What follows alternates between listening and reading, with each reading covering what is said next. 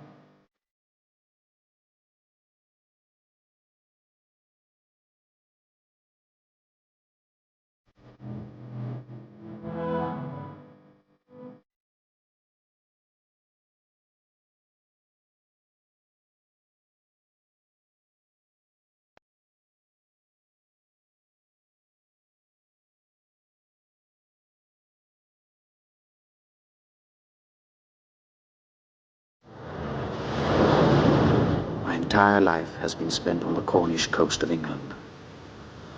There, for more than 100 years, has stood the solid, comfortable home in which I grew up from infancy in the care of my cousin Ambrose.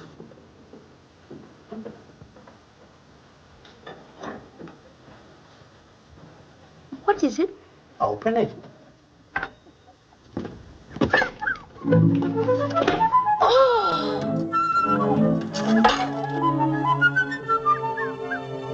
Happy birthday, dear boy.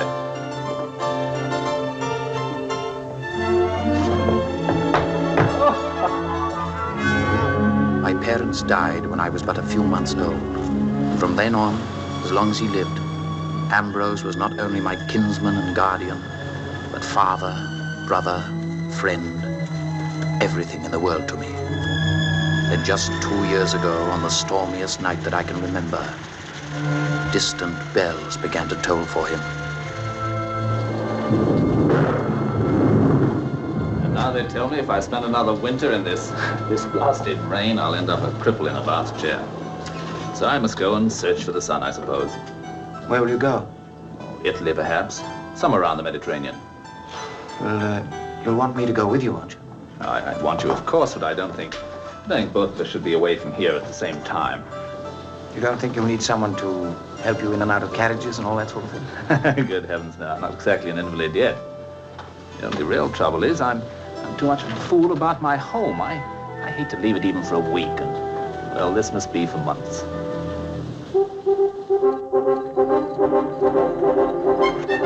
And so today, the Four Turnings crossroads is an even uglier place to me. For it was there that I bade him farewell for the last time. This is far enough. You don't have to be late getting back. Goodbye, dear boy. Goodbye, Ambrose. Goodbye, Louise, dear. Goodbye. Better keep an eye on this one, don't you think? She's coming along pretty fast now. Never mind about me. What we want to know is who's going to keep an eye on you. What did I tell you? Drive on. Goodbye, children. I'll see you in the spring. Goodbye, Ambrose. Goodbye, Ambrose. God bless you. But when winter had passed, and we were well into spring again, and still there was no sign of his returning, I came to be troubled by strange and formless fears, wholly without reason, but persistent and nagging, and in some ways, ominous. Good morning. Nick! What news from our tourist now? Still in Florence. Can't seem to tear himself away from some people he's met there. Oh, who are they? You ever heard of a family from these parts named Corrin? One of them once married to a member of our family. Oh, yes, I remember the Corrins. Why? He writes that he's met one of them in Florence. A Countess Sangaletti. Half English, half Italian, a widow. How old is she? He doesn't say, but Middle-aged, I suppose. Married and widowed and so on. She's been showing him the gardens in Florence. When's he coming home? Didn't even mention it this time.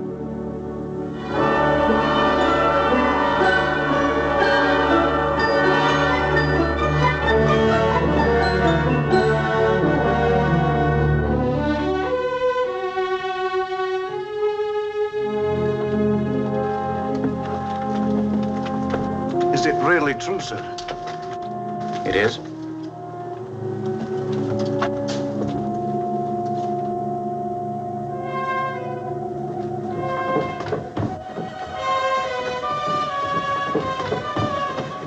What is it, dear? Where's your father? Here I am. What's the trouble? Another letter. I want you to hear it yourself. My dearest boy, all is not well with me. Better keep silent, though. She watches me all the time. I have written to you several times, but there is no one here I can trust. And unless I can get out myself to post the letters, they may not reach you. Since my illness, this has been more difficult than ever. As for the doctors, I have no belief in any of them. They're all liars. And the new one, recommended by her friend Rinaldi, I'm sure is a complete cutthroat. But then he would be coming from that quarter. However, they have taken on a dangerous proposition in me, and I will beat them yet. Ambrose. Look at the writing. I can't believe it. Can't believe what? It's not the letter of a man in his right senses. That's not it. There have been hints before in exactly the same tone. There is nothing the matter with Ambrose's mind. You may not know this, but Ambrose's father died of a tumor on the brain. It was never a matter much discussed in the family, and I've no idea whether these things are hereditary or not, nor do the doctors seem to know. The only other possibility I can think of, and one which I would infinitely prefer, is that Ambrose was drunk when he wrote this letter. I've never seen Ambrose drunk in my life. Nor I. I was merely trying to choose the better of two evils. Well, whatever the truth, we'll know it soon. I'm leaving for Florence first thing tomorrow morning.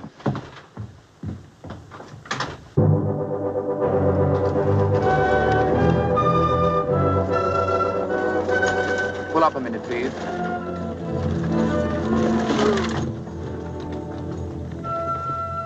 Isn't that the post bag? Yes, sir. Let me see the letters, please. Yes, sir.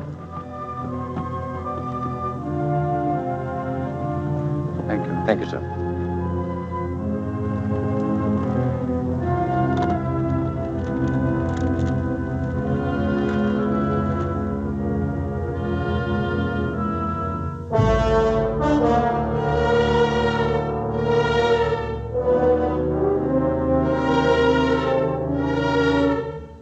Drive on.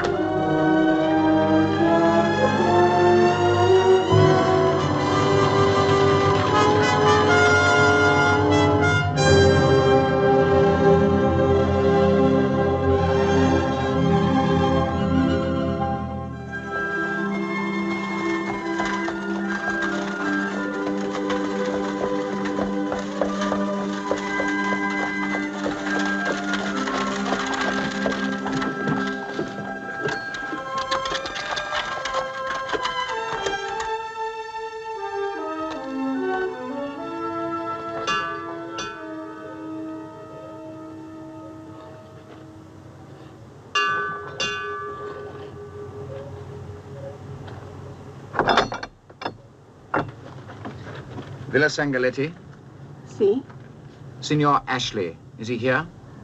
No, no, signore. Non c'è nessuno. Sono tutti andati via, non so dove. Then, Signora Ashley. Non c'è nessuno, le ho detto. Excuse me. Un momento, signore. La prego. Lei non ha il diritto di fare questo. Abbiamo l'ordine di non far entrare You understand nessuno. English? Yes, signore. Then will you be good enough to announce me to Mr. Ambrose Ashley? Excuse me, signore, but you are Mr. Ashley's son. No, his cousin. Is he here or not? I am very sorry, signore, but he's not. He's dead. Since 3 weeks now.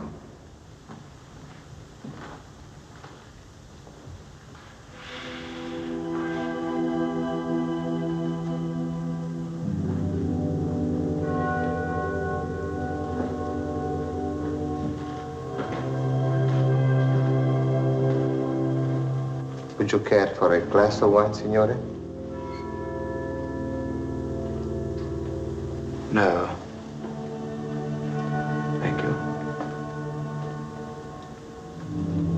he die? From the fever, signore. I mean, was it quick or slow? The illness was long and slow, but the end was quick. He fell asleep, truly. You saw him? Yes, signore. It was very early in the morning. And Signor Rinaldi sent me for the doctor. But it was too late. I myself helped the Contessa to light the candles. And when the nuns had gone, I went back to look at him again. The violence had all gone now. And on his face, there was a look of peace. What do you mean by violence? During the fever, signora, there were many times I had to hold him down in bed when the attacks came on. And when the pain went, it would be days and heavy, his mind wandering. That was the way it was the whole winter. A strong man, as helpless at last as a child.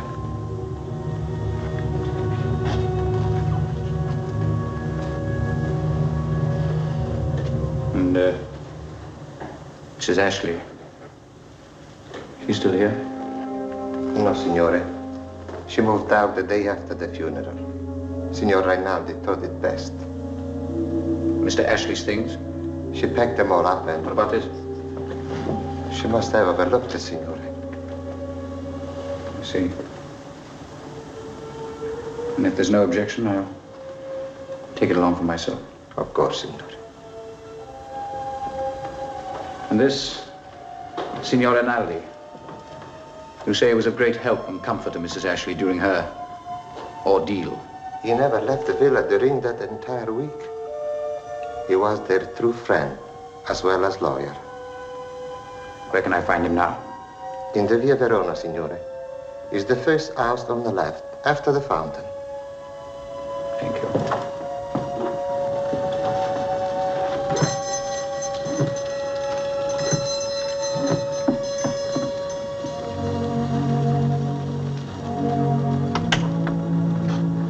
Is this Signor Rinaldi's? Si accomodi, signore.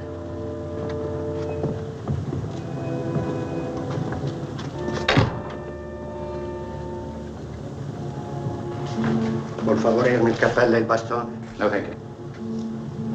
Da questa parte, prego. Avanti.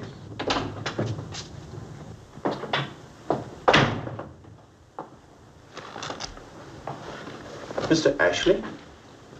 Yes. Philip Ashley, kinsman of Ambrose. I can see the resemblance. Will you have a chair, sir? I've just come from the Villa Sangaletti, Mr. Rinaldi. I know. You have Ambrose's stick. You have no objection, I trust? How could I? He would have been sent to you anyway. It was in that empty house, Mr. Rinaldi, and from the lips of a servant that I first learned of the death of my cousin. I regret the circumstances, I assure you. Why was I not informed at least of his illness? Your cousin's death was quite sudden, Mr. Ashley. Not so sudden, apparently, that he hadn't time to write me these letters.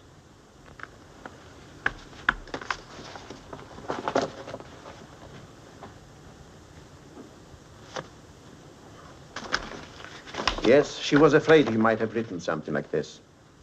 The doctors warned her he might. Why did they warn her? Because of his behavior, which became quite strange and secretive during those last few weeks. But without reason, of course. On the contrary, with a very good reason. The tumor, they said, was beginning to press on his brain. They said he had a tumor? That was the cause of his death. May I ask what proof there is of that? Certainly.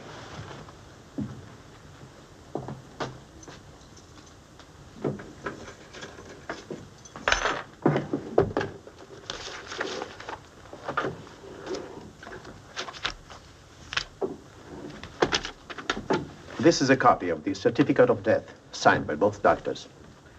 A second copy was posted to you at the time, and a third to the trustee of your cousin's will, Mr. Nicholas Kendall in Cornwall. How did you know that Mr. Kendall was the trustee of his will? I read it in the will. You read my cousin's will? Certainly. He showed it to me. May I ask how he disposed of the estate? In effect, to you. All of it? In trust, I believe, until your 25th birthday. What about her? There was no mention of Mrs. Ashley in the will filed for probate. She'll take action, of course, to break it. On the contrary, I have already written Mr. Kendall her entire approval of its terms.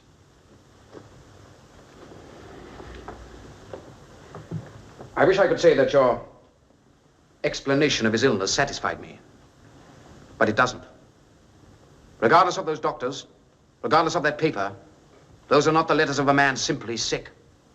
They are the letters of a man in danger, surrounded by enemies. Sick not only in body, but in mind too, remember.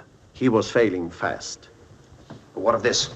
She has done for me at last, Rachel, my torment. What explanation do you have for that? Are you any sort of student of medical history, Mr. Ashley? Of course not. There is a particular affliction of the brain in the case of a tumor, similar growth, which results in the sufferers becoming troubled with delusions. He fancies, for instance, that he's being watched, that the person nearest to him, such as his wife, has either turned against him, or is unfaithful, or seeks to take his money. No amount of love or persuasion can relieve him of this suspicion once it takes hold.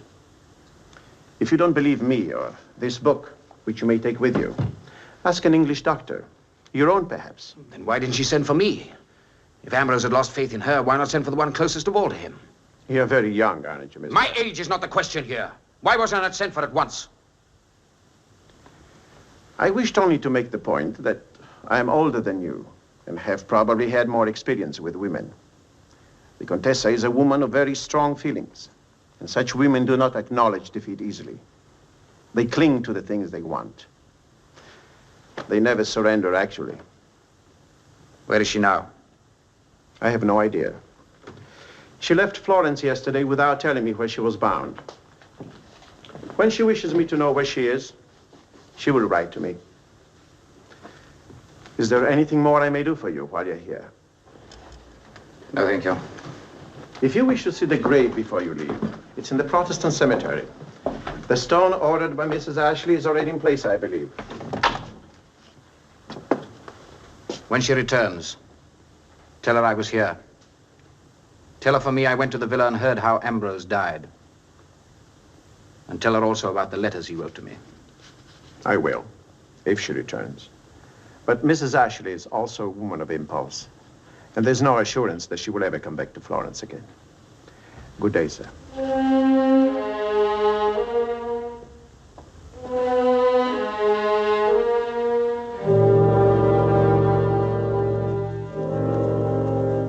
And there, beside his grave, I made a vow. I swore that whatever it had cost Ambrose in pain and suffering, I would return it in full measure. Because I did not believe Rinaldi's story. I believed in the truth of those 2 letters that I held in my right hand.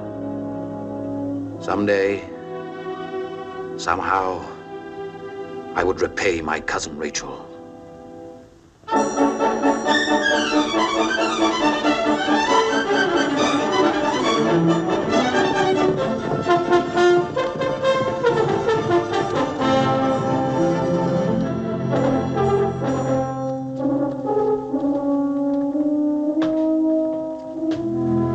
I must say you're a great deal prompter than I've been accustomed to with you. We raced. It's the only way to get him anywhere on time.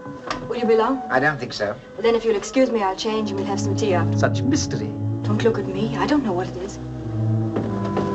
Well? Philip, I've odd news for you. Yes? Mrs. Ashley is here. In this house? In Plymouth. She arrived by ship 2 days ago. She writes to tell me of Ambrose's death. Apparently, she knows nothing of your visit to Florence. I think you should read it. I think it would impress you. What's she after? A settlement? No. She only wants to return the remainder of Ambrose's possessions. His books, his papers, old clothes. She wants to bring them here herself, I suppose. To judge from this letter and the one from Rinaldi last week, she wants nothing more of us, not 1 shilling. Although I believe that as the widow, she might quite properly make some kind of claim on the estate. Claim? After driving him to his death? That's a very foolish thing to say, Philip. And I wouldn't repeat it if I were you. If ever she heard such a charge, she would be well within her rights to bring a case against you for slander. Well within her rights.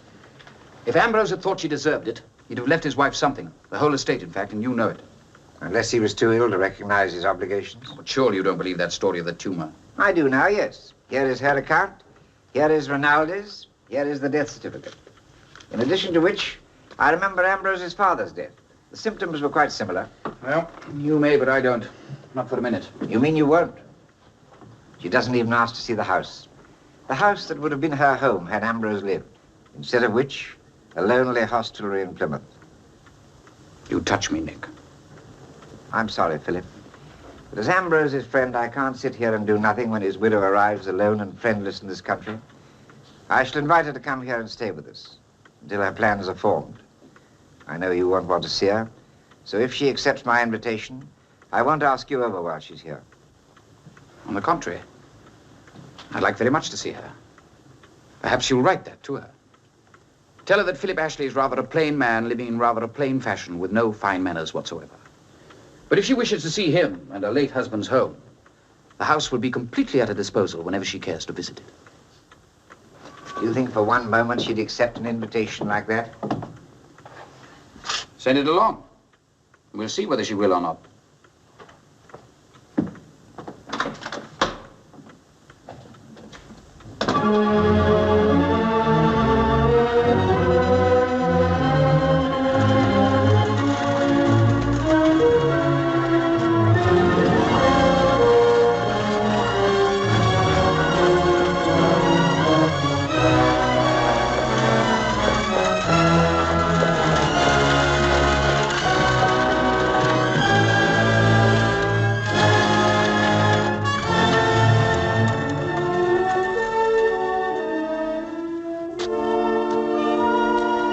Welcome, Mrs. Ashley. Thank you, Seacombe.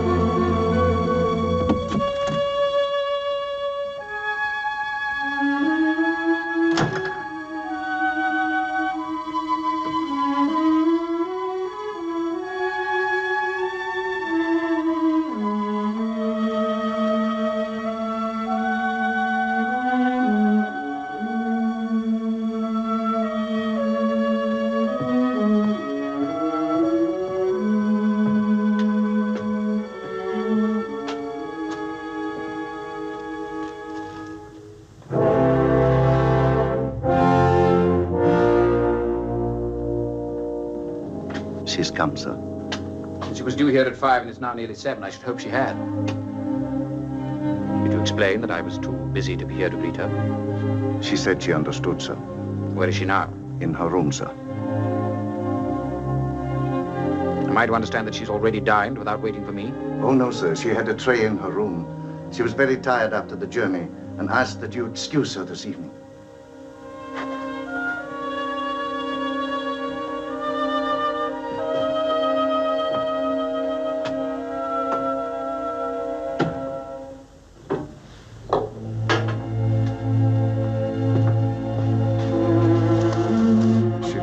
Tell you, sir, that if you wish to see her after dinner, she'd be pleased to receive you. In her room? Yes, sir. Thank you.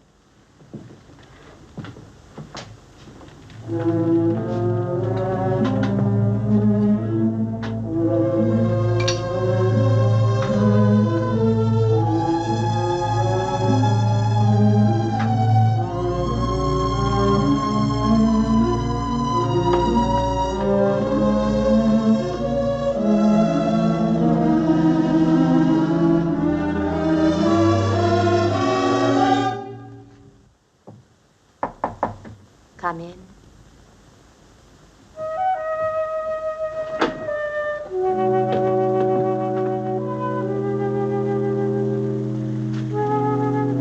Good evening. Why?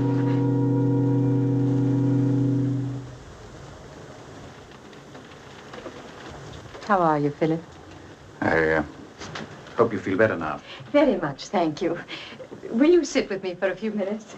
I owe you an apology for not coming down to dinner after you'd gone to so much trouble to make the house bright and beautiful for me, but I was very tired and dull. It's quite all right, I understand. I do hope you didn't hurry home before you should have. No, the work was all quite done. You mustn't, believe me, make any kind of alteration in your days because of me. I just wanted to say one thing, which is, thank you, Philip, for letting me come. It can't have been easy for you. You're quite welcome, I'm sure. You've no idea what a strange feeling it was, driving through the park and up to the house with Seacombe standing by the door to greet me. Everything was just as I'd imagined it. The hall, the pictures, even the clock striking 4 as I came in the door. Was Dalton really 14 on his last birthday? Yes. His birthday is a few weeks before my own. I know. You found him in a pie with your breakfast. Ambrose watched you open it from behind a screen in the dining room. He said he'd never forget the look of amazement on your face when you lifted the crust and a puppy struggled out. What an amazing thing for you to know. Well, I probably know a good many more things about you than you'd ever imagine. Yes?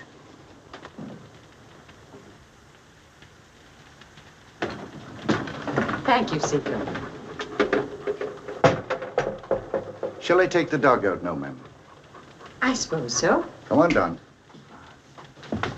What about breakfast, ma'am? Mr. Philip has his in the dining room at 8 o'clock. Would it be too much trouble for me to have mine in my room? Not at all, ma'am. I'll ring when I'm awake. Very good, ma'am. Will there be anything else? No, thank you. Good night. Good night, ma'am. Good night, sir. Ambrose used to say no woman was fit to look at before 11. Would you like a cup? I can hardly believe it. Believe what? My eyes. I've never seen Seacombe serve tea before in my life. He did it very well, don't you think? I'll tell you something else. I've never seen this tray before. Nor the teapot, nor the kettle. I didn't think you had. I saw that look on your face when he entered. And I'll tell you something else, too. What? I don't think he'd ever seen them before, either. That butter's melting. You'd better lick your fingers. Yeah, no, thanks. Would you like to smoke now? In here? If you'd like to. Well, I would indeed, but when Mrs. Pascoe comes, we don't even smoke in the drawing room. But this is not a drawing room. It's a boudoir, and I'm not Mrs. Pascoe. Ah. I thought women minded about such things. Oh, they do when they've nothing better to worry about. This was Aunt Phoebe's room, wasn't it? Was it? Before you were born. It may have been. All I remember of Aunt Phoebe is simply her name. Ambrose never told you of her great romance. Why, no. Aunt Phoebe fell lovesick of a curate and went away to Tunbridge to mend her broken heart. But the heart proved stubborn, and Aunt Phoebe took a chill that lasted 20 years. Are you sure you haven't heard of this? Never. What happened then? The chill left her after 20 years at the sight of another curate, but by then she was 45, and her heart was not so brittle, so she married the second curate. And was the marriage a success? No, as a matter of fact, she died on her wedding night. But I think I'd better not tell you the circumstances until we've known each other a little longer.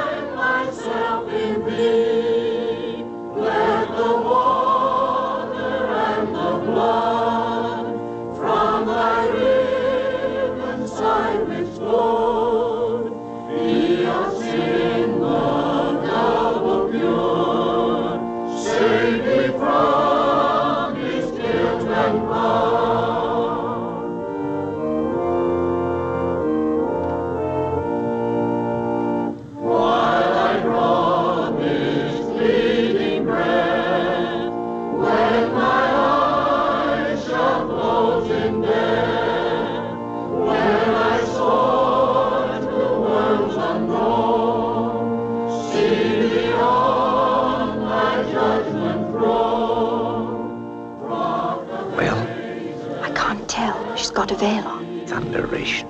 Let me hide myself in me.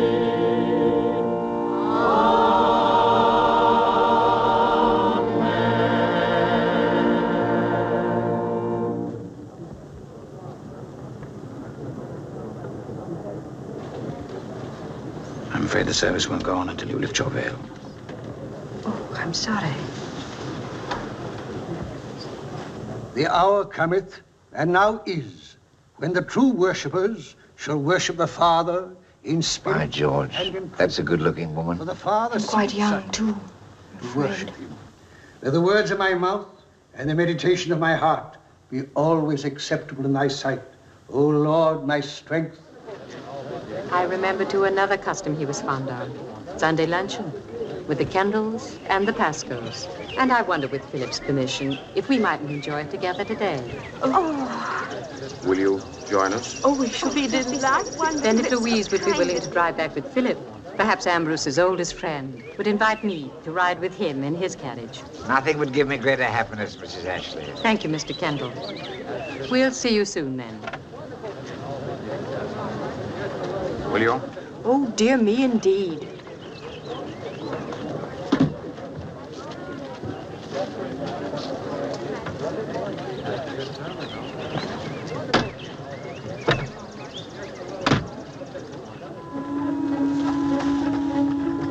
Well, what did she say? About what? Didn't you charge her? Not yet. Haven't you said anything at all to her about the way he died? No, I haven't had the right opportunity. But I thought that's why you invited her here. It is, and I intend to at the right moment. I must say, she's not at all the sort of person I thought she'd be. You could see that for yourself. She's very beautiful, You really think so? but middle-aged, of course. Quite 35, I should say. Wouldn't you? I have no idea and care less. She could be 99 for all I know.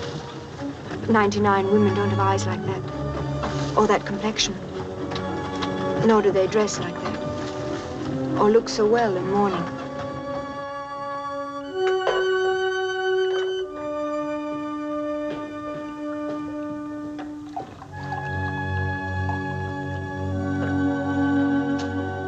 I love the stillness of a room after a party, don't you?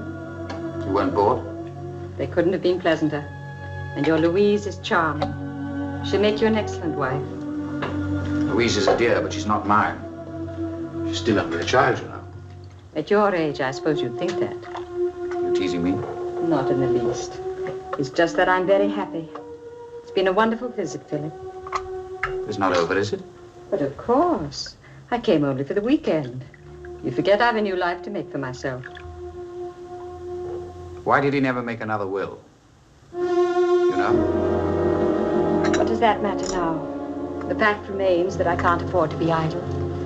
I must look for work of some kind. In London, I suppose. But you'll invite me down again, won't you? I don't know. You don't know? I mean, I don't know whether you want to come again or not. I'm afraid I haven't been altogether honest with you. How do you mean? I should have told you, I suppose, that Ambrose wrote to me during his illness. Did you know that? No. He wanted me. He begged me to come to Florence to help him. But I arrived there too late. You've been to Florence? Yes. When? How long ago? I spent one night there. The night of August the 15th. The night after I left. So Rinaldi told me. But why didn't you tell me? Why have you let me stay here 2 whole days without mentioning such a thing? I thought at first you knew.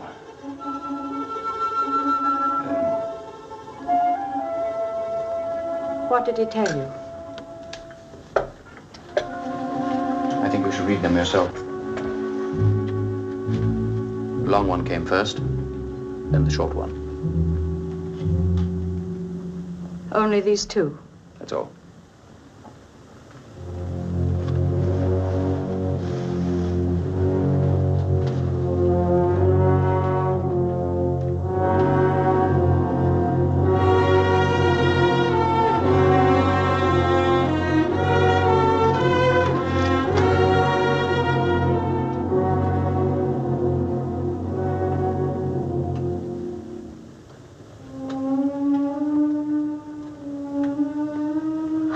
must have hated me.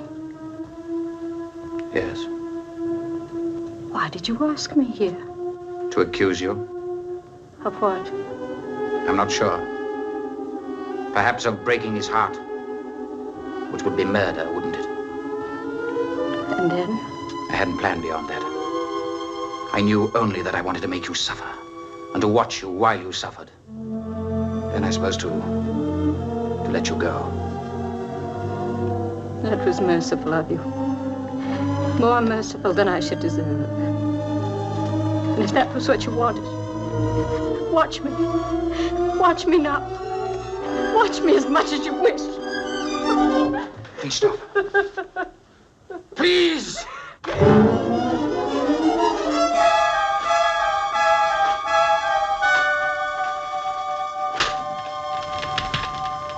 That's no use either.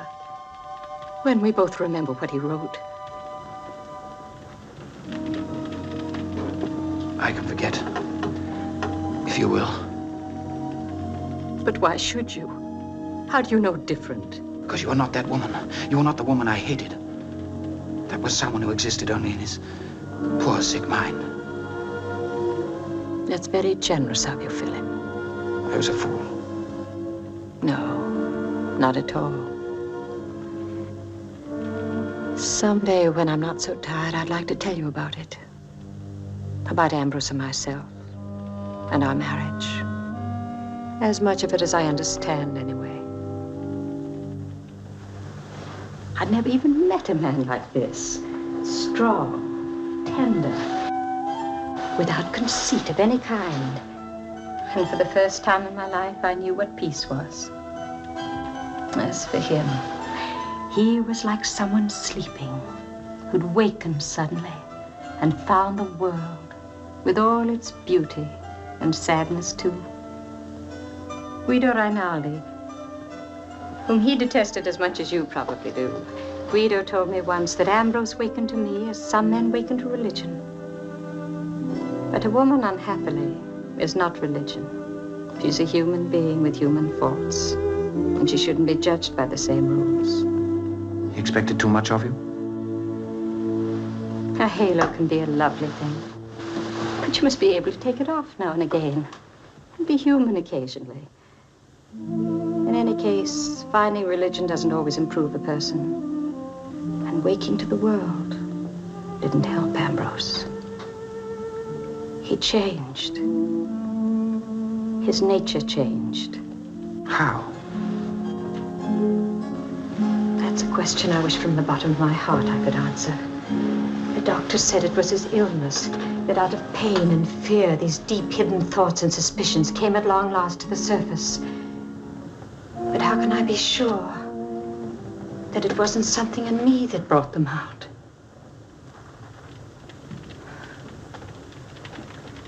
Will you get a candle and light me upstairs? Of course.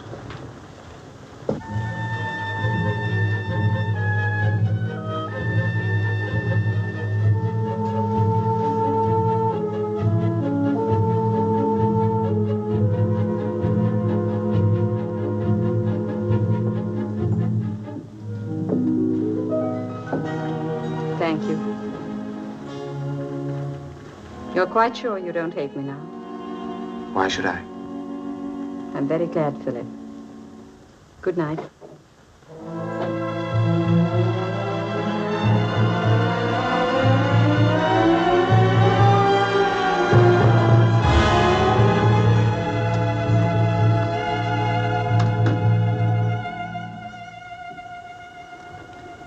She's penniless, I'm sure. That Italian friend of hers was a little vague about it, but Ambrose wrote, if you remember, that everything she possessed, including the villa, would have to be sold to pay off Sangaletti's debts. She's certainly entitled to something. How much would you suggest? £5,000 a year. 5,000? To be paid to her quarterly from the day of Ambrose's death.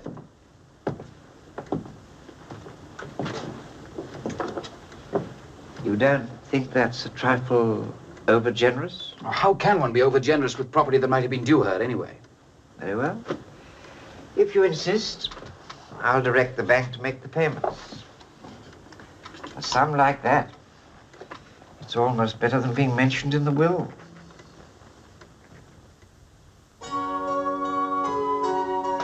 To my distant, but very dear cousin. To mine, with a heart full of love and gratitude.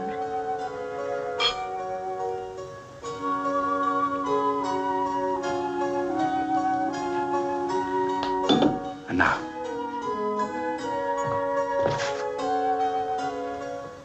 before the others arrive, Merry Christmas, dear Rachel. Now? If you will.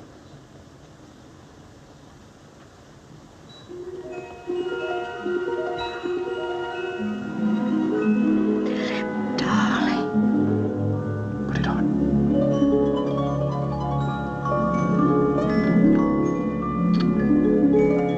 It's the most beautiful thing I've ever seen in my life.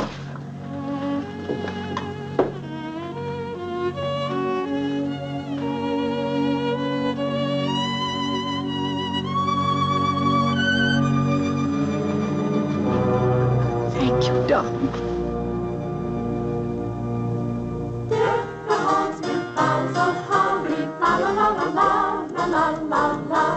Tis the season to be jolly, fa la la la la la la la la.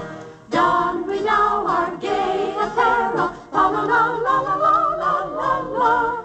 Drone the ancient Yuletide carol, fa la la la la la la la la. Forgive me, Mrs. Ashley, but I really must comment on it. That's the most beautiful pearl necklace I've ever seen. Thank you. It's a very proud possession. Perhaps we might attempt half the heraldry. Oh, do. Hark the herald angels sing, glory to the newborn King. Philip, I've had a communication from the bank which I find decidedly disturbing. Yes? It seems that in less than 3 months, your cousin Rachel has overdrawn her account more than double.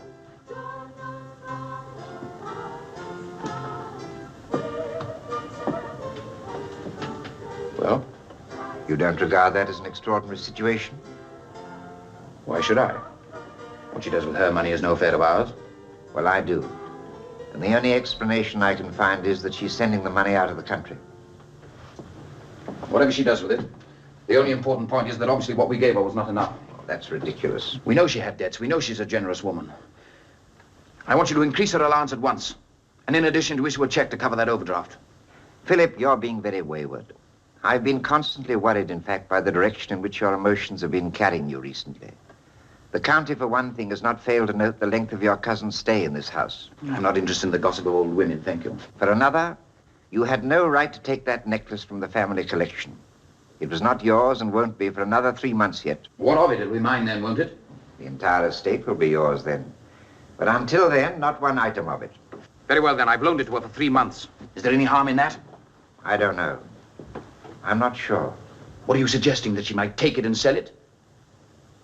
Quite by chance recently, I've come to learn a little more about your cousin Rachel. Such as what? It happened I came across some old friends who've been wintering in France and Italy over a period of years. It seems they met your cousin when she was married to Sangaletti. And? Both were notorious for unbridled extravagance and, their own term for it, loose living. The duel in which Sangaletti died was fought because of another man. These people said... Don't you ever talk to anyone with gossips? These people said that when they heard of Ambrose's marriage to the Countess Sangaletti, they were horrified. They predicted she would run through his fortune in a matter of months.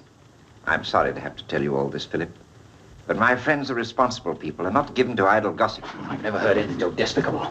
Who are these people anyway? Oh, it doesn't matter. All that's important for the moment is that necklace. You know its tradition very well. You must explain this to her and ask her to return it to the collection. Not in 1,000 years. Then I must do it for you. I forbid you, sir. You will not utter one word to Mrs. Ashley on the subject. The necklace is now hers. Philip, you're very young, very impressionable. And I quite understand you're wanting to give your cousin some token of esteem. But family jewels are rather more than that, particularly that necklace. So as your guardian and executor of the estate, I must be firm about it. If you won't ask Mrs. Ashley to return it, I shall. I'm sorry, but I couldn't help overhearing. But I assure you there's no need for either of you to be embarrassed. It was dear of Philip to let me wear this for the evening. But quite right of you, Mr. Kendall, to insist on its return. Here. I shan't forget this, Nick. Philip, please.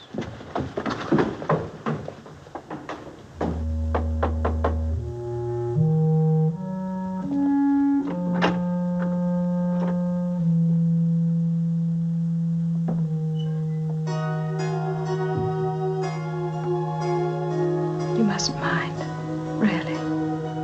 I was proud to have worn it for even that once. I wanted you to wear it for always. I know, I understand. But that stupid, unspeakable oath.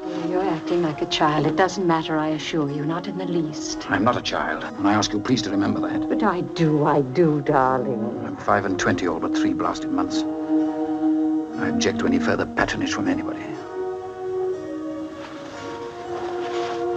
My mother wore those pearls on her wedding day. Before that, my aunt. Before that, my grandmother. Don't you realize why I wanted you to wear them, too?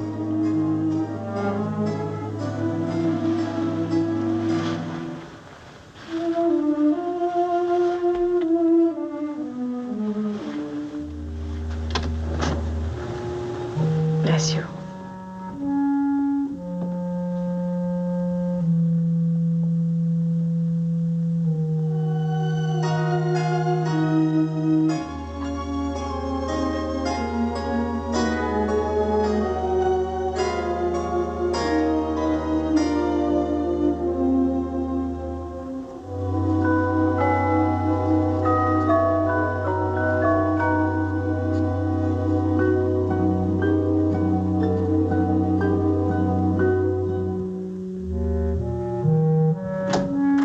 Then I remembered that other evening when apparently everyone in Florence was there, and your dear lamented mother behaved so badly with wasn't it Prince Samanati?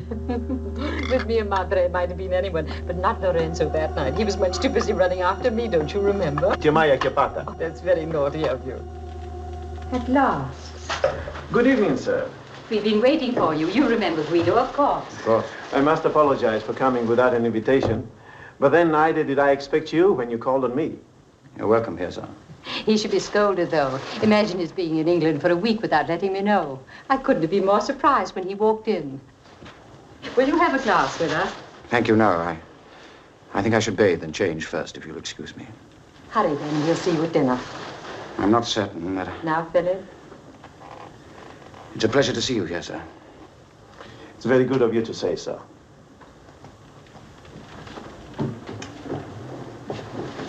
Un bel ragazzo. Mi sembra il quadro del Battista di Andrea del Sarto. Quel certo non so che di innocenza e di arroganza. He reminds me only of one person.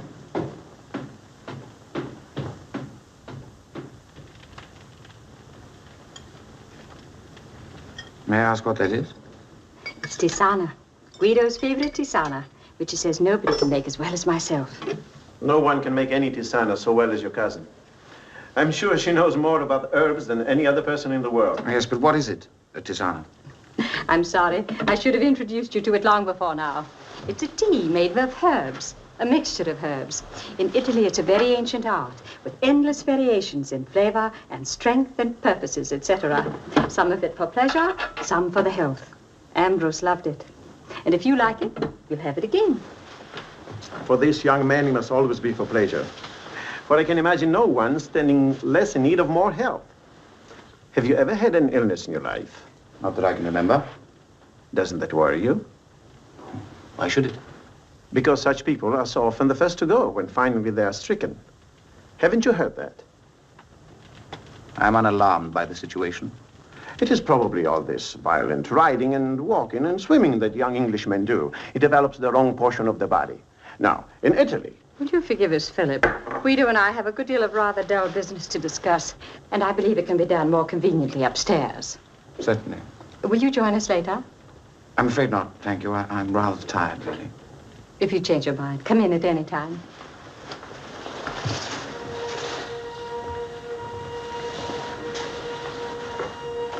It is very kind of you to have me as a guest in your home. I trust that you'll be comfortable. And I must thank you, too, for all you have done for your cousin. She wrote to me about the allowance. You might be pleased to know that that was precisely what she had planned for you if the other will had been signed. What other will? She didn't tell you. No one's told me of any other will. Then perhaps I shouldn't have mentioned it. And nevertheless, there was one, with a more normal arrangement. He left all this entire estate to his widow. But unfortunately, by the time it was drawn and copied, poor Ambrose's collapse was complete and it was never signed. You still have the copy, though, of course. No, we destroyed it. If you'll pardon me, may I ask in what sense you use the word we?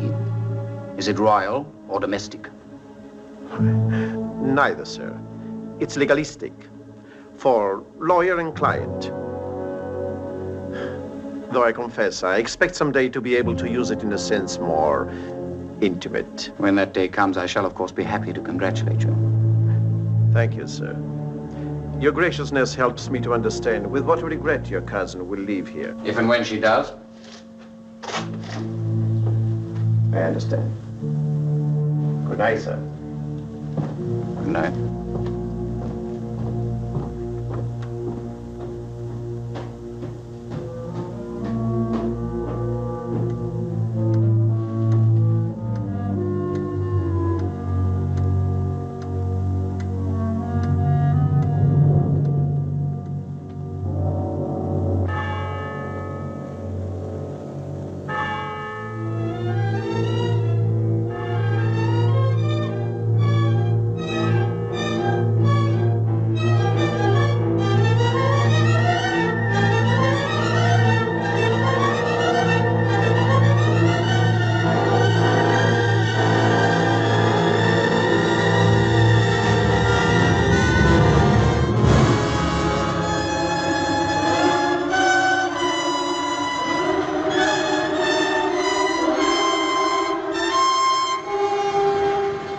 You'll have to go further than this to escape me.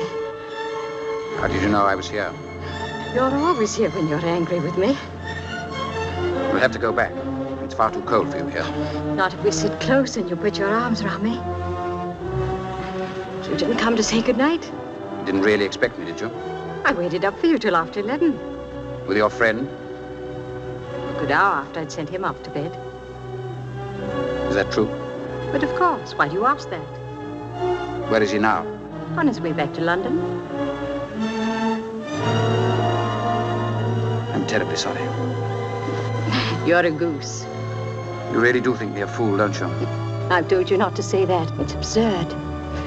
I've become fonder and fonder of you, in fact, each day that passes. And each day that passes, I'm more and more determined that I shall never let you leave here.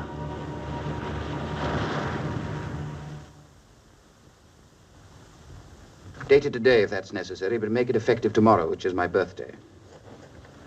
Very well. At midnight tonight, the property becomes mine, absolutely. And there can be no objections whatever from anyone as to what I do with it. I've never heard of such a thing before in my life. Never. You mean you've never before heard of a wrong being righted? You're quite determined on this? Quite. Does she know about it? Nothing whatever. The idea is mine and mine alone. But isn't it possible you could satisfy your love or your conscience or whatever it is with something less than the entire estate? But suppose this were what Ambrose himself intended until he became too ill to arrange it. We don't know that. Not for a fact. No, but I knew Ambrose, and so did you. Would he have done anything less for the woman he loved? No, not if he still loved her. If you let me sign. I'm sorry, Philip, but I can't help regarding this as the completest folly. I wish now she'd never come to England. However, if there's nothing I can say to dissuade you, sign here and I'll witness it. There are some women, good women very possibly, who through no fault of their own impel disaster. Whatever they touch somehow turns to tragedy.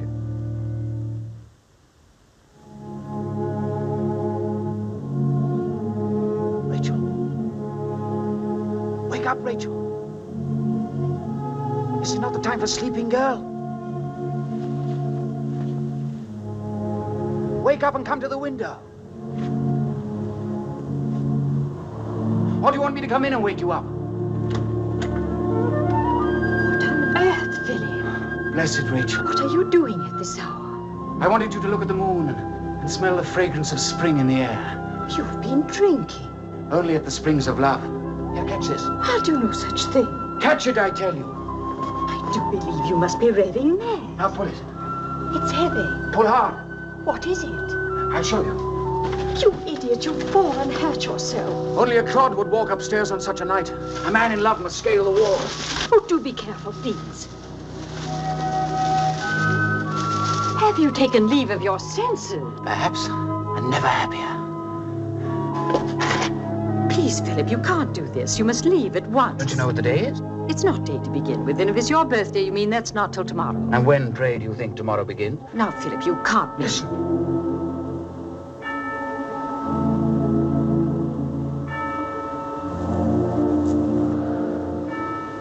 So now it's all yours. No. Yours. I'm cold. Stand by the fire.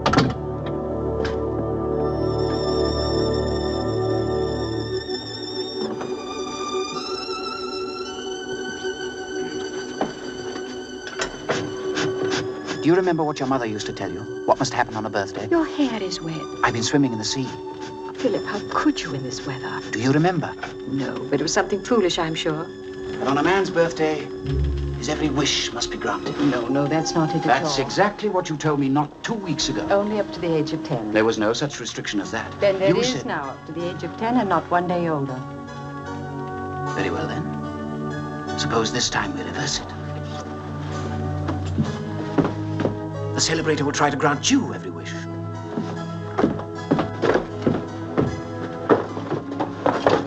What do you want?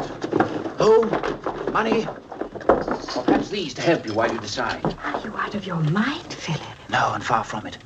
It's only that it's my 25th birthday, and everything I have is yours. Let me have your hand. And this. This, and this, and this. This is impossible, darling. No. This is right. They belong on you. And as for this, you can read it later. What is it? Take it.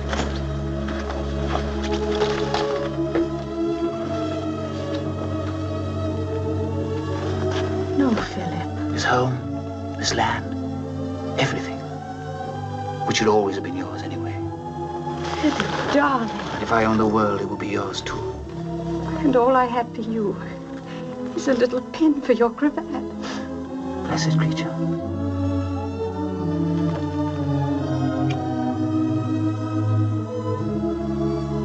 Remember once I told you there was nothing else I needed in the world but the warmth and comfort of these four walls. I remember.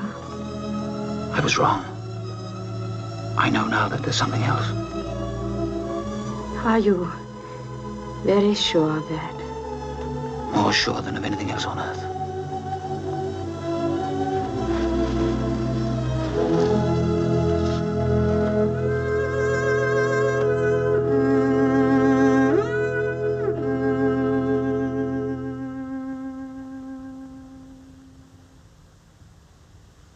For all his willfulness, for all that he provokes and bewilders me at times, my regard for you, Philip, only increases with the years. Your errors have never been mean or selfish. My guardianship is ended today, but I rejoice to think you will never cease to be my godson. To your 25 years, dear boy, long life and happiness. To you, Philip. Philip. Thank you, Nick.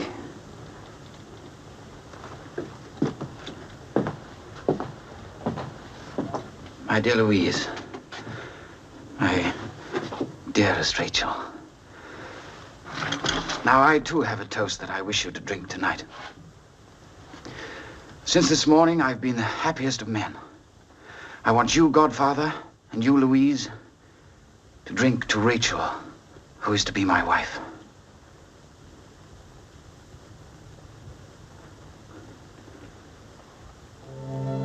Have you lost your senses, Philip? I'm sorry if it was premature to break the news, but it's my birthday, and these are my oldest friends. I hope you can forgive this piece of schoolboy folly and forget it if you can. The day and the wine seem to have gone to Philip's head. He'll apologize when he's himself again. Shall we go to the drawing room?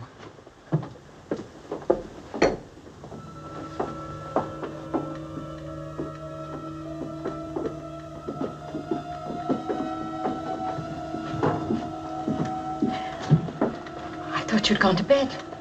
Not before I'd begged your forgiveness. Then you may go now before you think of some other mischief to do. They won't betray us, believe me. Betray us? What a shameful thing to say.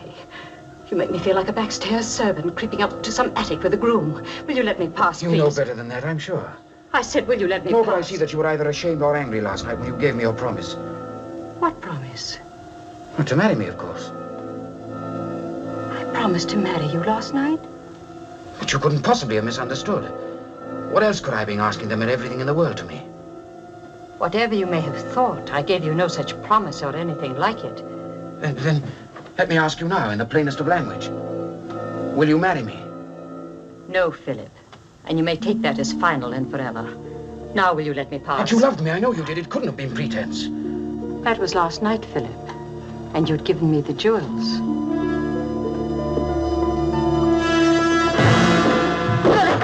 I was trying to think what else I had to give.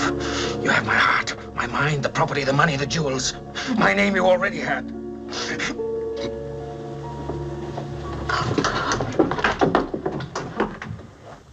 Never leave me. You understand?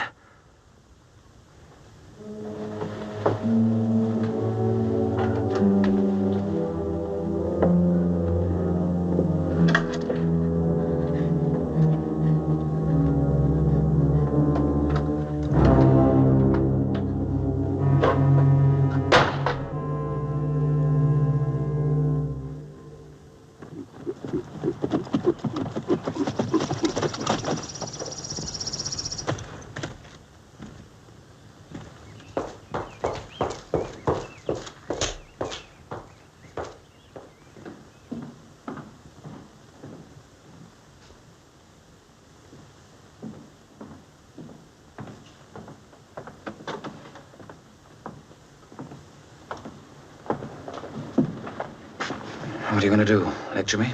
No. I just thought you might want to talk about it. It was my fault last night. I don't believe that. What you said was the truth. Otherwise, you wouldn't have said it. I know that. I misunderstood her. You may have. But not I. Ever. How do you mean that? Why do you think she came here, all that long distance from Florence? I should think the answer to that was obvious. It was a pilgrimage to Ambrose's home. No, Philip. It wasn't sentiment and it wasn't idle curiosity.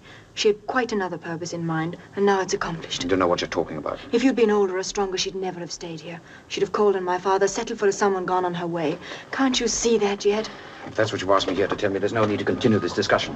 You've never liked her from the day she Then why has arrived. she been sending her allowance out of the country month after month this whole winter? How can you say a thing like that when you couldn't possibly know it for a fact? But I do say it, and it is a fact. Do you suppose my father and the bank don't know what she's been doing with her money?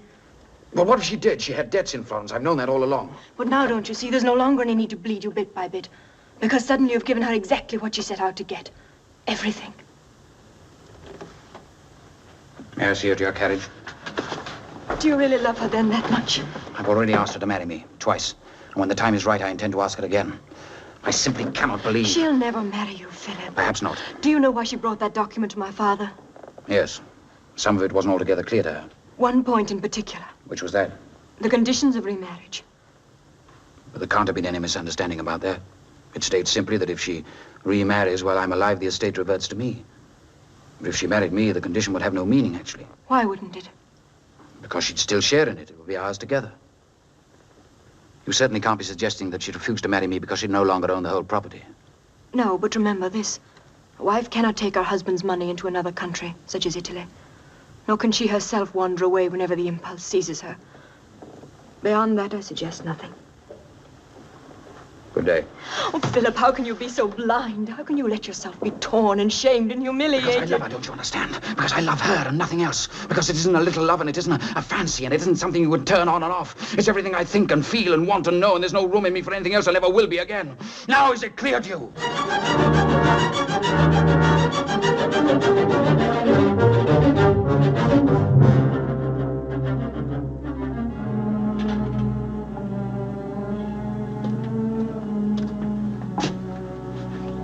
Why, 3?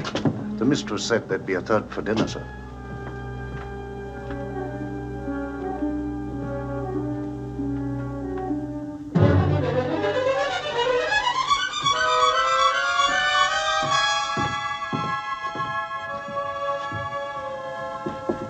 Come in. In the same sort of time as shown here. Go down the side of our ravine. See? I think it will... Come in. Oh, look, Philip, Mrs. Ashley's found the most exquisite design for the sunken garden. It's Italian, of course, but this ravine could very well be the one below this house, don't you think? Won't you look at it? She's so clever, really, to have found an arrangement so suitable. It's quite nice, I'm sure. You'll be pleased to hear that Mary's going to be with us for a while now. Oh, and such a surprise, Philip. When she came to fetch me, the others were quite green with envy. Do you play cribbage? I'm afraid not. Well, then I'll teach you. I'll teach you both. You'll be wild for it. Tonight after dinner, if you wish. May I speak to you alone? I don't see the need. You're quite free to say anything you wish in front of Mary. Oh, please, I'm sorry. I must go to my room anyway. You needn't really. Oh, but I must to be ready for dinner. Then will you leave the doors open, please, so you can hear if I call? Why, yes, indeed I will.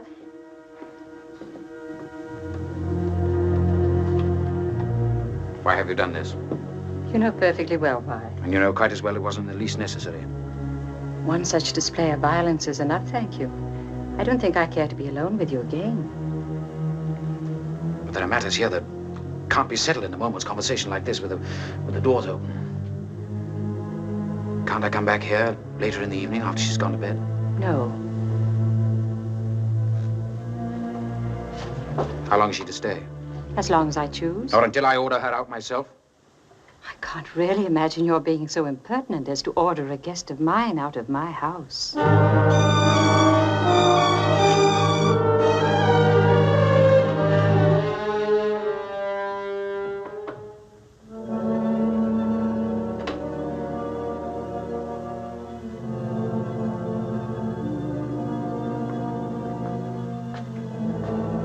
Are you ill, sir?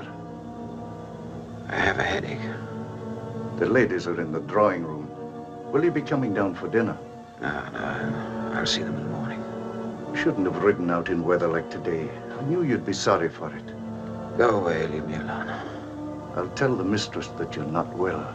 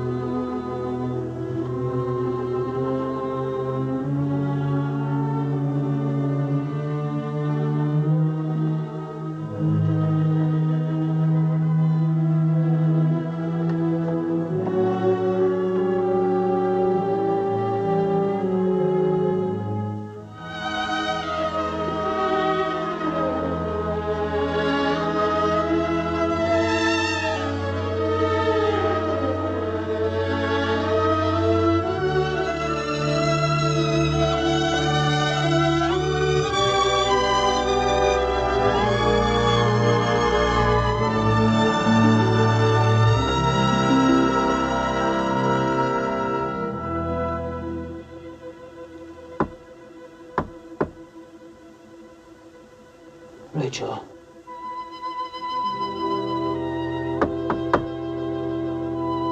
Rachel.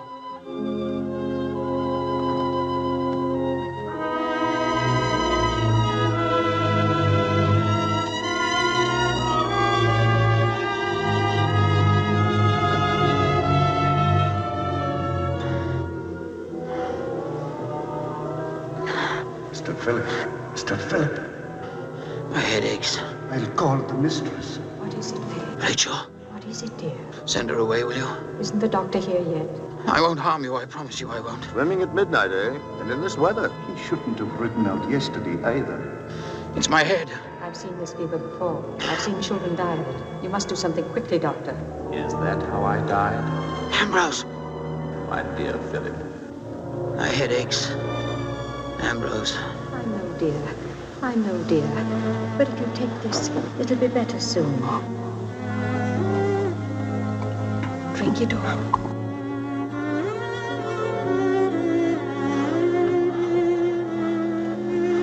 Don't ever leave me, please. I won't. You promise? I promise. But you promised me you'd come back to me. No. No, please don't. I won't, darling, ever. But you said you'd marry me. No, Guido, I can't. Not while Philip lives. Blessed Rachel. I do love you so. Not more than I love you, dear darling. Then, will you marry me now? I will. With the happiest of hearts.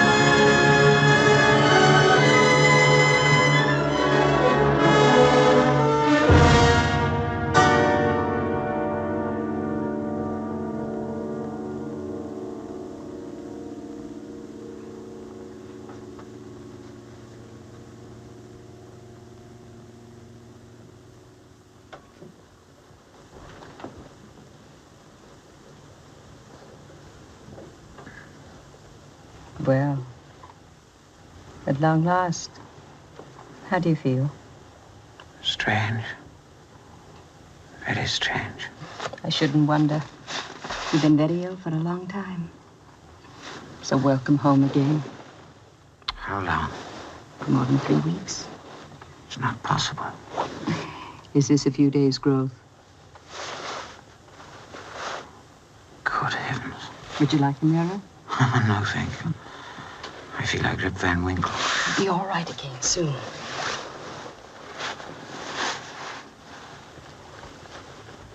What was the matter with me?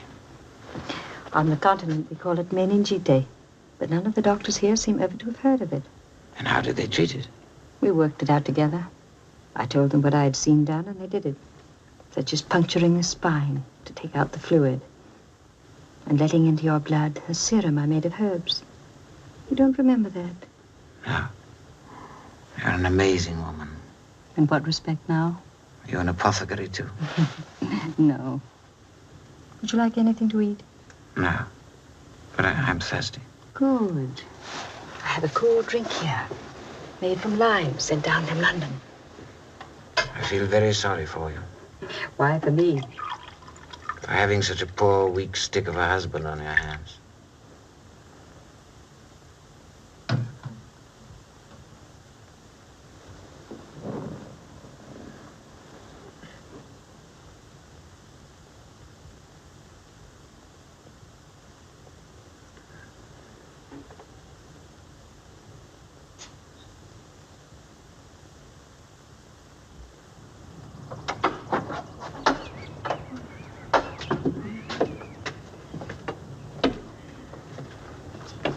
Are you sure you don't want me to go with you, sir? No, it's only to the sunken garden. I want to surprise Mrs. Ashley. She said I wouldn't be able to walk alone for another week yet. But she's not there, sir. She drove into Plymouth this morning. Don't know what you're talking about. I heard her make the appointment with the man in charge. Come on, Don. How are you, Tammy? Well, sir, thank you. And glad I am to see you out again. Looking so wonderful strong, too. I'm feeling better. Trevor? Mr. Philip? What's the matter with the tree? Dead? No, sir. We're moving it to the old orchard. It's getting so big it's dropping its seed over the fence into the meadow. I don't want the cattle to get hold of any. Laburnum seed's poison, you know. Did you know they grow in Italy, too? Really, sir? Yes, I remember now. I saw several in Mrs. Ashley's grounds in Florence. Must be a wonderful climate. I can understand the mistress wishing to return there. But she doesn't anymore. No, sir. I'm glad to hear that. We hear different. That she was just waiting to see you get well again before she went. No, this is to be our home from now on. Have you seen her this morning? Not this morning, sir.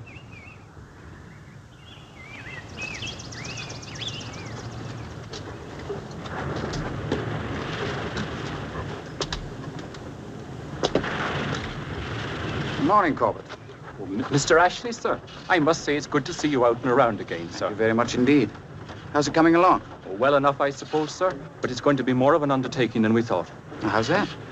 The underpinnings are rotten, sir. They'll have to be replaced. Can you brace it for the time being? Well, we can on Monday, sir, when we get some more timber up here. But meanwhile, I think you should warn everyone in the house not to use it. That's a long drop down there to those rocks, sir. I will. Though nobody ever uses it anyway. Did you tell Mrs. Ashley? Oh, I haven't seen her, sir. I expected her, but she hasn't been round here this morning. I'll tell her.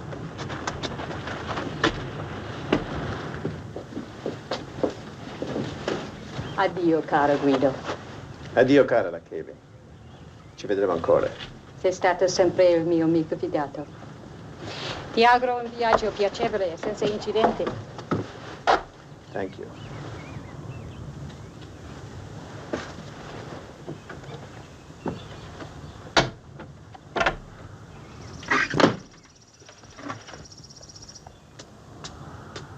Good evening, Seacombe. Good evening, ma'am.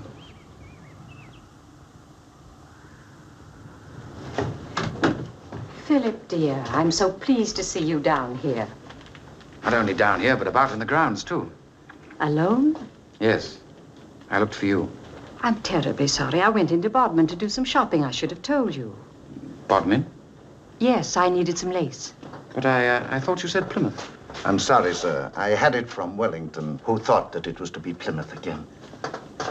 I tried Plymouth last week. I couldn't find what I wanted. What about the headache? Oh, none today, not the least sign of one. Oh, I'm so glad. First day this week without one. Perhaps they're all gone at last. I hope so. But I heard some gossip today that I don't quite like. What are they saying now? That you're going back to Florence. Of course. But not till you're well. You mean you're going back to sell the villa? Oh, no, there's no need to do that now. I can afford to keep it now. And why would you be going? Can't we wait until you're better to discuss that? You mean you'd want to spend the winter there? Possibly. Or the late summer. Well, there's a good deal of work piled up here since I've been ill. I don't know that I should leave here as soon as that. Well, I don't know that you should either.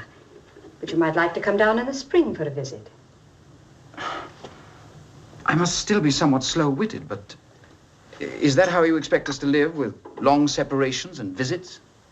Please, Philip, I've asked you not to talk about the future yet. We still have all the time in the world for that. But I promise you I'll not leave here until you're entirely well. Well, why should you leave here at all? This is your home now. But so is Florence. That's where most of my friends are, and my villa, and a certain light that I'm more accustomed to, actually, than the life here. I'm sure you must understand that I can't help but miss it. I suppose so. I just hadn't thought of it like that. I find I am a little tired after all. You poor dear, of course you are. Come on, we'll go up together.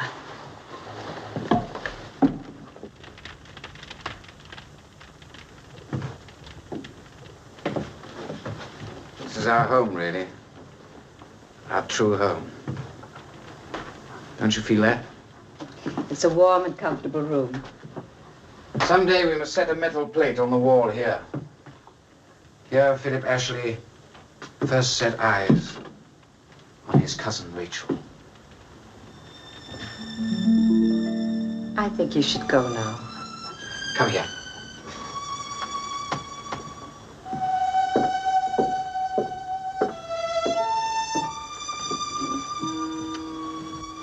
Why must I? Ever? Please, Philip. My room is all the lonelier for being so near you here. Don't you think we could tell them now? Tell them what? That we're married now. But we're not, Philip. Not what? We're not married. But of course we're married. On my birthday. You can't have forgotten.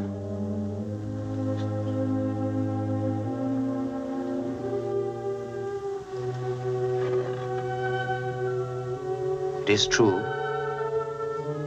isn't it?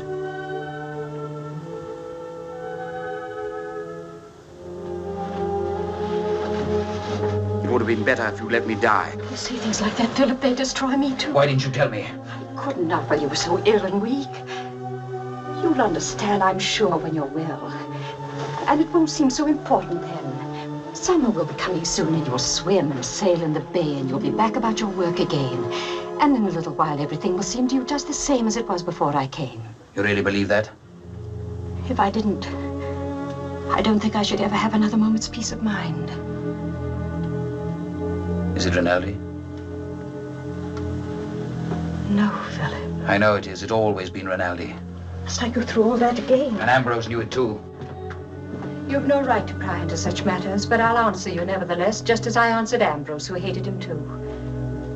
Guido's a friend who's seen me through every trial and trouble, who's never misjudged me or tried to see me as other than I am. He knows all my faults and weaknesses, but has never condemned me for them. And without his help, I should have been lost time and again. He's my only true friend, but friend only.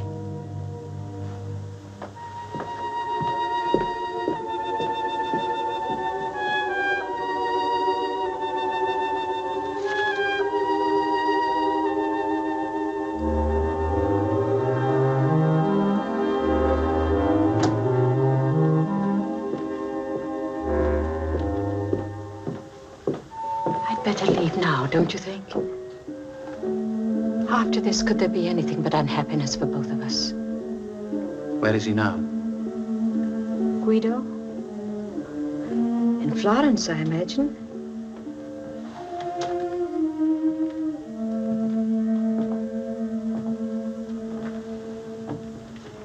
When have you ever told me anything? Any single word since you came into this house? But lies.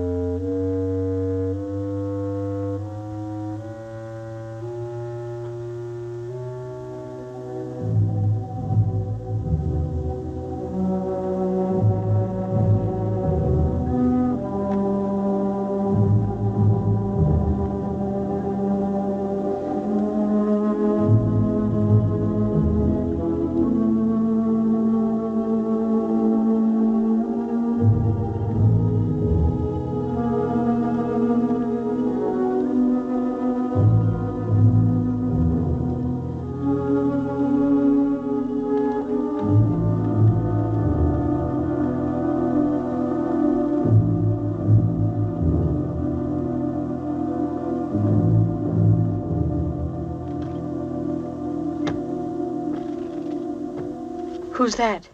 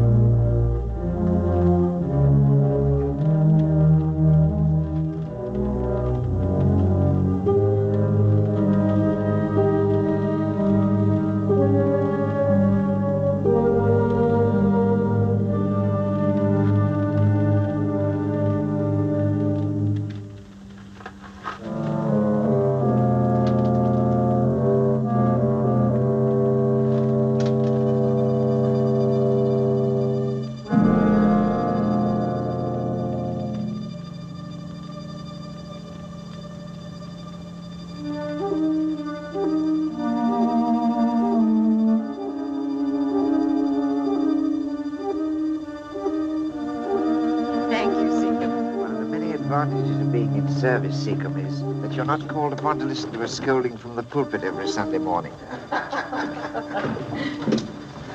How do you feel this morning? Better, thank you. Good to see you on your feet, Philip. There's whiskey in the library, Nick. Thank you, my dear. I'm leaving this evening, Philip. There's a vessel sailing in the morning, and I booked passage on it. Don't you think we might be friends for these last few hours? Of course, we must be. There's an Italian saying that Ambrose loved.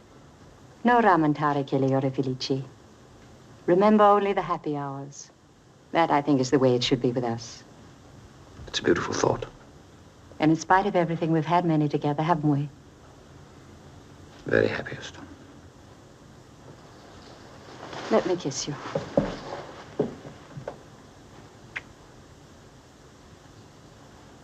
There are still moments when I could swear that Ambrose lives all over again in you.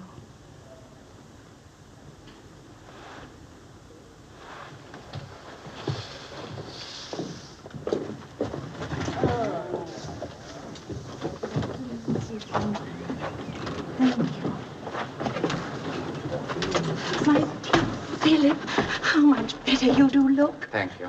Why, so he does, by George. The last time I saw him, he looked quite green. Tell me, how do you feel? Ever so much better, thank you. Ah, that's splendid, splendid. Come, my dear, come. My dear Louise. Are you sure you're quite up to all this? It's precisely what I need. All my old friends again. Good. Louise, are you staying to dinner? Nobody is. The vicar's got a service and Father's going down to the farm. Then you must make some excuse to stay here. I want to see you alone. It's very important. I'll arrange it. Come on, you two. Time enough for that when I'm gone. This is my last Sunday here, and I wanted to be as happy as my first, with only Philip's and Ambrose's dearest friends round me.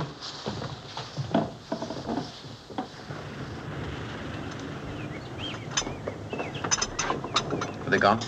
All but Miss Louise, sir. Wellington can drive me home later, can't he? Of course.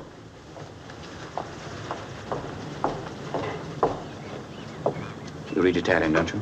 Yes, but not very well, I'm afraid. There's a letter here somewhere in Italian that I want you to read for me if I can find it.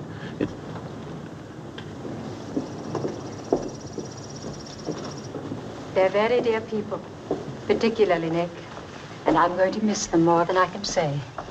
This is for you, Louise. What is it? My special tisana for Philip. I want you to watch how I make it. The English way, if there should be an English way, which I rather doubt, is to use peeled barley. I brought my own dried herbs from Florence. And if you like the taste, I'll leave some of them here for you, too. In Florence, I used to brew my tisana in my room and let it stand for a while. Then Ambrose and I would go out into the courtyard and sit, the fountain playing, and it was very pleasant and peaceful sipping it slowly while the water dripped into the pool, often until after midnight. I wonder, Philip, if we couldn't make just such a pleasant place in the sunken garden where we might sit in the afternoons. If I could find another little statue like the one in the courtyard. No, thank you. Now, Philip, really, you can't refuse this last cup with me. It's your own brew. You drink it for me.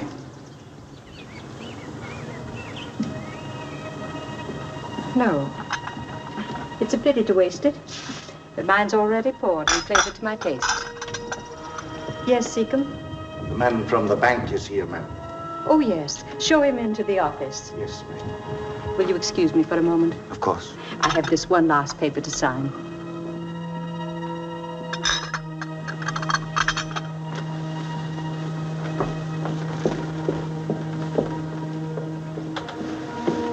It's a letter from Rinaldi, and I'm certain it's in our room somewhere. I have no idea how it can be managed, but I shall like desperately to get hold of that letter and read it. Why? What's happened? I haven't the time to explain, but I'm convinced now that Ambrose was right. She not only murdered him, but she's done her best to kill me, too. Philip, you can't be serious. Every word you uttered in the church that afternoon was the truth, and with that letter, I'm positive I can prove it. But not murder, surely. How else could she marry her lover and still keep possession of the estate? Wasn't that the particular point she went to Nick to be sure about? You're in a very bad humor today, and I'd like to think it's because I'm leaving.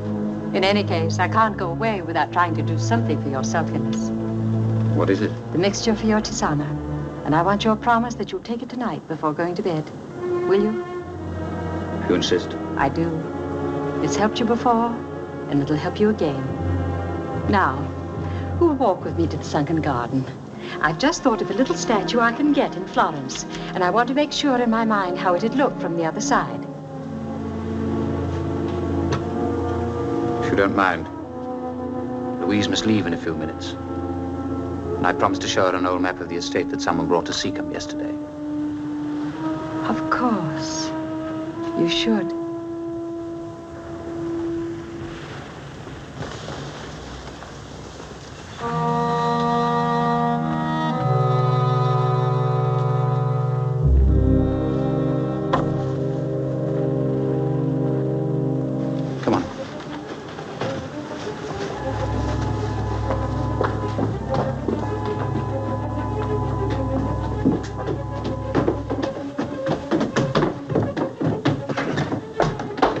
Stand by the window and watch.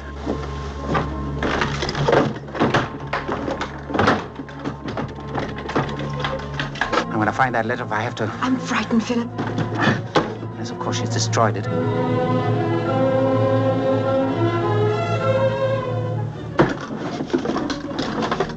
Rinaldi's been here all the time, you know, in Plymouth. She's been seeing him for weeks. She lied about that just as she's been lying about...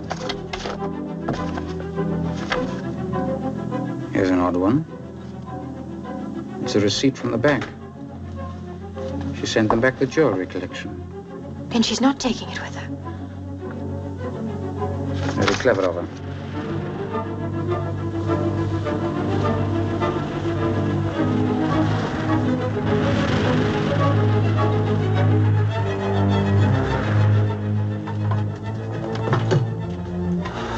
Did you look all through the desk? Of course. Have you looked in the blotter?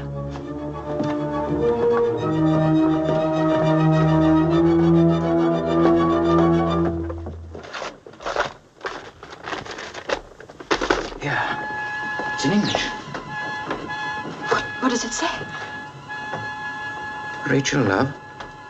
My ship sails Saturday midnight. If I don't see you again before then, I leave defeated but with no reproaches.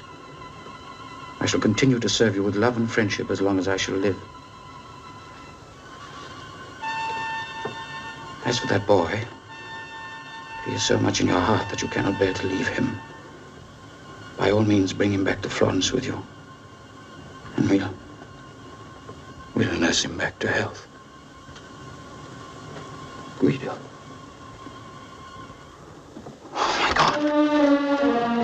What is it, Philip? What have you done? You know the bell rope at the foot of the stairs to call the men in? Yes? Go and pull it. Ring it hard. Something's happened. I may need help.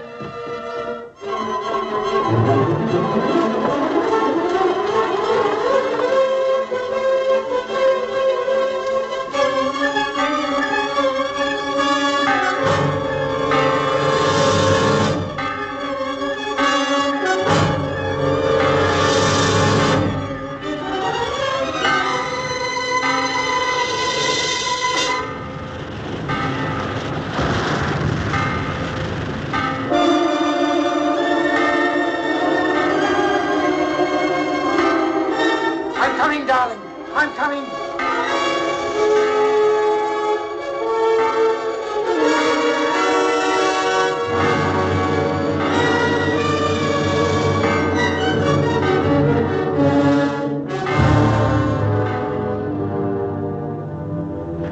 Rachel, darling, please, please. Rachel! Rachel! Why did you do it?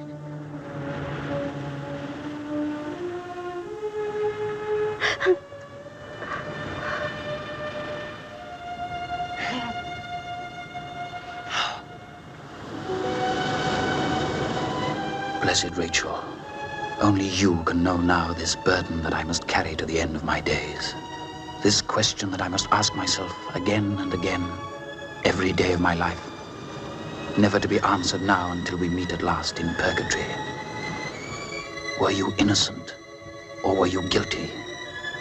Rachel, my torment, my blessed, blessed torment.